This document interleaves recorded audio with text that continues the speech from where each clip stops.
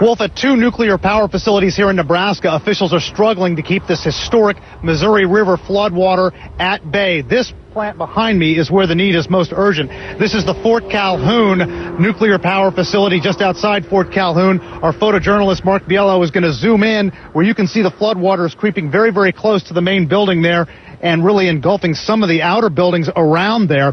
Now, this is the facility where yesterday a worker accidentally punctured a hole in a 3/4 mile long aqua berm that had been built to protect this facility. That berm had been filled with water. A hole was punctured in it.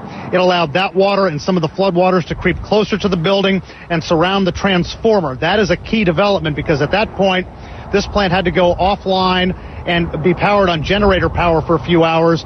It's back on the power grid now, but officials here are keeping a very close watch on that because as the water kind of stays near the power transformer, it does run the risk of a repeat of that Japanese Fukushima Daiichi plant situation where the floodwaters knocked out the power. They couldn't power the pumps that put water in there to cool the reactor, to cool the spent fuel rods at that plant, and 3 reactors melted down.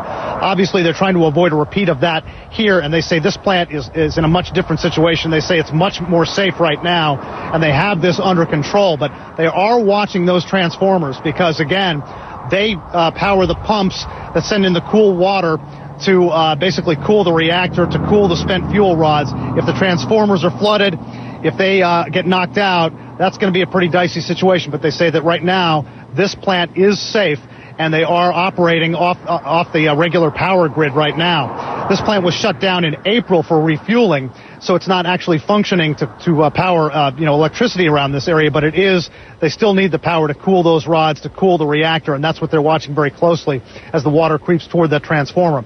At another plant about 80 miles south of here, that's the Cooper Station plant.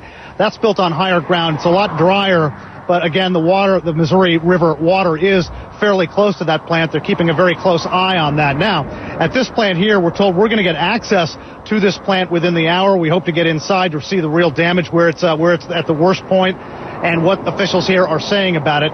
If we can get out in time, we'll of course come out and show some of our viewers the pictures of what we saw inside.